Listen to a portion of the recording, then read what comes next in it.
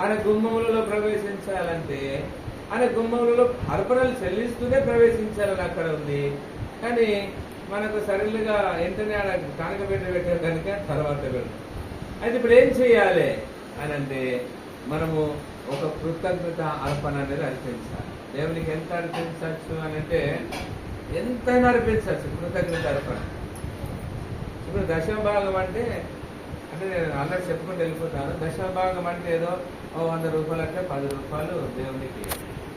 కృతజ్ఞత అర్పణ అంటే నువ్వు ఎంతైనా ఇచ్చుకోవచ్చు. అయ్యా ఇగో నేను 25 లక్షలు ఇస్తానా, ఈ పక్కన ప్లాట్ కొనొచ్చు. హల్లెలూయా. అంతేనండి. అయ్యా నేను ఒక 30 లక్షలు ఇస్తా, అక్కడ ఆ మందిరం ఆ స్థలంలో మీరు మందిరం కట్టారు. ఎంతైనా ఇవ్వచ్చు అంటే అట్లా ఎంతైనా అన్నాడు కనుక తక్కువ ఎందుకు మనం అనాలి అనండి. మనమే లేనోళ్ళమా చెప్పండి? మనమే లేనోళ్ళమండి అంటే దేవుణ్ణి కలిగిన వారమే కదా. కనుక మనము మన అభివృద్ధి ఎప్పుడు కనబడుతుంది అంటే మనం అట్లా ఇప్పుడు చూడండి, అమ్మ చెప్పింది కదా, బియ్యం ఇస్తే వల్ల బియ్యం డబ్బులు ఇస్తే డబ్బులు వస్తాయి. అందుకనే మన అభివృద్ధి యొక్క అందరికీ కనబడాలంట. మన అభివృద్ధి అందరికీ కనబడే రీతిగా ఉండాలని వాక్యంలో రాబడింది. కనుక కృతజ్ఞత అర్పణలు చెల్లిస్తూ ఆయన గుమ్మలో ప్రవేశించాలి, కీర్తనలు పాడుతూ ఆయన ఆవరణంలో ప్రవేశించాలి, ఆయనను స్తుతించుడి, ఆయన నామమును ఘనపరచుడి అని. అంటే ఇప్పుడు ఒక మాట ఉన్నది, దేవుణ్ణి గణపరచాలి గణపరచాలి గణపరచాలి. దేవా నిన్ను గణపరుస్తున్నా అట్లా మాట్లాడద్దు అంటే అర్పణ చెల్లించినప్పుడు ఒక ఘనత దేవునికి చెందినట్టు ఉంటుంది. ఒక చక్కటి కీర్తనను మనస్ఫూర్తిగా వాడినప్పుడు ఒక అర్పణ ఆయనకు చెందుతూ ఉంటుంది. తర్వాత ఏమన్నా కీర్తనలు చక్కగా పాడుతూ ఆయన నడిపించినప్పుడు ఒక అర్పణగా ఆయనకు చెందుతూ ఉంటుంది. అంటే ఒక చక్కటి కీర్తన పాడాలి. ఆ తర్వాత ఇంకేమున్నది, ఆయనను స్తుతించాలి. ఎందుకు స్తుతించాలి అని అంటే ఆయన మనల్ని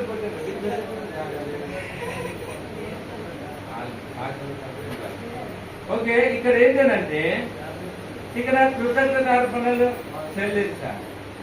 అది ఎలా చెల్లించాలంటే నీ ఇంతకు ముందు గానము చేయాలి, ఉత్సాహ గానము చేయాలి అని ఆ ఉత్సాహ గానము చేస్తూ ఆయన సంఘాలలో ఉండాలని చెబుతున్న దేవుడు మళ్ళీ అర్పణలతో ఆయనను సేవించాలి అంటే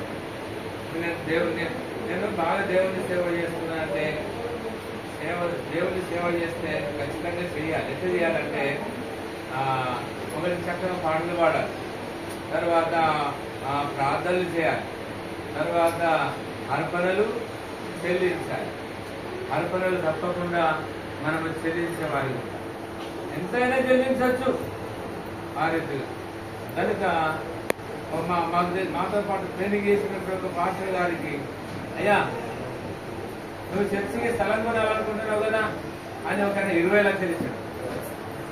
20 లక్షలు ఇస్తే ఫలానా 20 లక్షలు ఇచ్చినట్టు చర్చి స్థలం కొనడానికి అంటే ఇంకో బ్రదర్ వచ్చి, అయ్యా నేను 25 లక్షలు ఇస్తాను చర్చి కట్టమన్నాడు. దేవుడికి స్తోత్రం. హల్లెలూయా. మన ఏరియాలో బాగా ఇస్తారు కదా. మన వరంగల్ చెల్లి అటు నడుతుంది కానీ ఇక వరంగల్ ఈతల నుంచి ఈ కరీంనగర్ జిల్లా ఇటు పక్క నుంచి చాలా కఠినమైన పరిస్థితి. ₹1 కానుక రావాలంటే మోకాళ్ళు అరిగిపోవాలి. అడిగి ఎవరన్నా ₹100 ఇవ్వాలంటే ఎన్ని విషయాలు చెప్పాలి, ఎన్ని జిల్లా వాళ్ళని ఒప్పించాలి. ఒక 5,000 10,000 వాళ్ళు ఇవ్వాలంటే ఎంత త్యాగమో. కానీ అది ఎట్లా రావాలంటే కృతజ్ఞత అర్పణలుగా దేవుడు సమస్తాన్ని మన కొరకు ఎలాగించిండు అంటే ఆయన తన ప్రాణంతో తన ప్రాణంలో లెక్క చేయకుండా తన కుమారుడని తన దగ్గరనే ఉంచుకోవాలని కూడా అనుకోకుండా కుమారుడు ఏం చేసింది, కుమారుడితో పాటు సమస్తమును ఇచ్చే దేవుడని మనకు రోమిలో రాసిన పత్రిక 8వ అధ్యాయంలో రాయబడింది. కనుక ఈ రీతిగా సమస్తాన్ని దేవుడు చేస్తాడు. మనము కూడా ఒక త్యాగం చేయాలని, అంటే మొదటిదిగా అర్పణ, మూడవదిగా దేవునికి గానం చెల్లించాలి. మొదటిగా గానం చెల్లించాలి. ఇక తర్వాత ఉన్నటువంటి విషయం ఏంటంటే, ఇక యెహోవా దయాళుడు, ఆయన కృప నిత్యముండును, ఆయన సత్యము తరతరములు ఉండును అని చెప్పాలి. అంటే ఎప్పుడు కూడా మనకు ఒక కీర్తనలో ఒక మాట రాదు, యెహోవా దయాళుడు, ఆయన కృప నిరంతరం. అంతరంగా యెహోవా దయాళుడు, ఆయన కృప నిరంతరం ఉండును. ఎంతకాలం ఉంటుంది?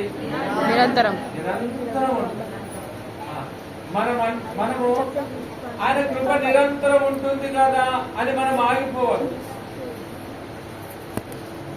ఇప్పుడు మనం ఒక మాట, కరెంట్ పెట్టిన మనమే తెచ్చుకున్నాం,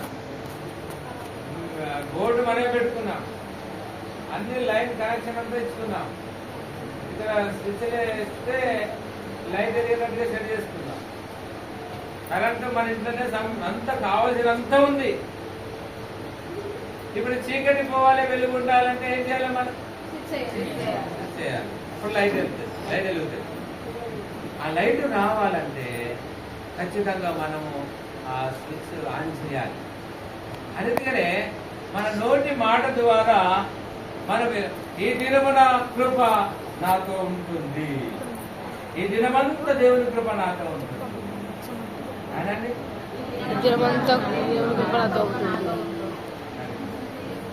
ఈ సంవత్సరం అంతా దేవుని కృప నాతో ఉంటుంది. ఈ సంవత్సరం అంతా దేవుని కృప నాతో ఉంటుంది. ఇప్పుడు 6వ నెలకు వచ్చినాం, ఈ 6వ నెల అంతా దేవుని కృప నాతో ఉంటుంది. ఈ 6వ నెల అంటున్నారా? మనము సంవత్సరం ఆరంభంలో చేయవలసింది ఏంటంటే, చెప్పవలసింది ఏంటంటే, ఈ జనవరి నెలలో దేవుని కృప నాతో ఉండాలి, జనవరి నెలంతా దేవుని కృప నాతో ఉండాలి, ఫిబ్రవరి నెలంతా ఉండాలి, మార్చి నెలంతా ఉండాలి, ఏప్రిల్ నెలంతా ఉండాలి, మే నెలంతా ఉండాలి, జూన్ నెల ఉండాలి, July, August, September, October, November, December, ఇవి నెలలన్నిటిలో దేవుని కృప నాలో ఉండాలి. అన్ని రోజులలో ఉండాలి, అన్ని సమయాలలో ఉండాలి, ఈ నెలంతలో ఉండాలి, సంవత్సరం అంతా ఉండాలి. అది మన నోట అనాలి ఉంటుంది, కృప ఉంటుంది. అంటే నేను ఇప్పుడు మీకు ఉదాహరణ చెప్పిన, కరెంట్ ఉంది కానీ దాన్ని మనం ఆన్ చేస్తే అక్కడ వెలుగొస్తాయి, లేకపోతే చీకట్లో ఉండాల్సి వస్తుంది. ఇప్పుడు ఫ్యాన్ ఉంది, దానికి ఒక సిస్టమ్ ఉంది, దానికి ఒక కనెక్షన్ ఉంది, దాన్ని స్విచ్ ఆన్ చేస్తే అది తిరుగుతూ ఉంటుంది. లేకపోతే ఇప్పుడు ఉడకపోతలో మనం అందరం ఉండాలి కదా, ఆ రీతిగా ఉండాలి. కనుక మనం గమనించవలసిన విషయం ఏంటంటే, సమస్త దేశ ప్రజలారా, అంటే సమస్త దేశములారా మీరు దేవునికి ఉత్సాహ గానము చేయండి, ఉత్సాహధ్వని చేయుడి అని అంటూ ఇంకేం చెప్తున్నాడంటే, సంతోషంతో యెహోవాను సేవించడానికి చెప్తూ ఇంకా ఉత్సాహ గానము చేస్తూ ఆయన సన్నిధికి రావాలి, కృతజ్ఞత అర్పణలు ఆయనకు అర్పించాలి. తర్వాత ఆయన కృప నిరంతరం ఉంటుందని మీరు చెప్పాలి. ఇలా చెప్పాలి, తప్పకుండా మన నోట అన్నారు. మీకు అందరికి ఒక మాట చెప్తాను. నేను ఉదయకాలం లేచిన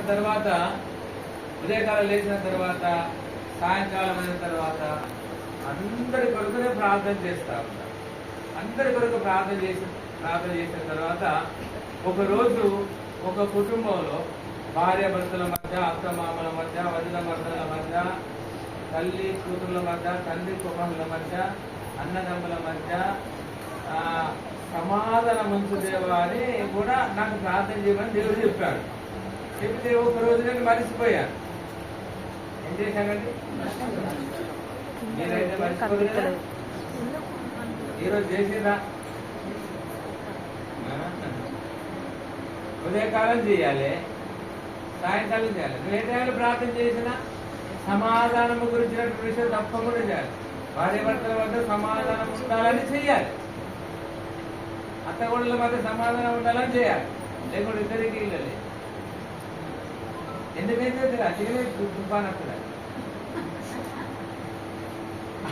ఆడ పంచదేశం చెప్పవలసిన అవసరం ఆ విషయమే ఉండదు. మళ్ళీ ఖచ్చితంగా ఏమైంది ఇద్దరికి అయిందని మళ్ళీ తర్వాత అంత సంతుమరిన తర్వాత మనం చాలా బాధపడతాం. అది అది ప్రతిరోజు ప్రార్థన చేసాం. ఒక్కరోజు చేయకపోతే అక్కడ ఒక బావి ఉంది, ఇక్కడ వాడుంది, ఆ బావికి వాడికి మధ్యలో నేను నిలబడ్డాను. ఒక ఎవరస్తురాలు తన కొమ్ము తీసి నడుముకు కట్టుకుంటూ ఏడ్చుకుంటూ తలగొట్టుకుంటూ ఉరికొస్తా ఉన్నాడు.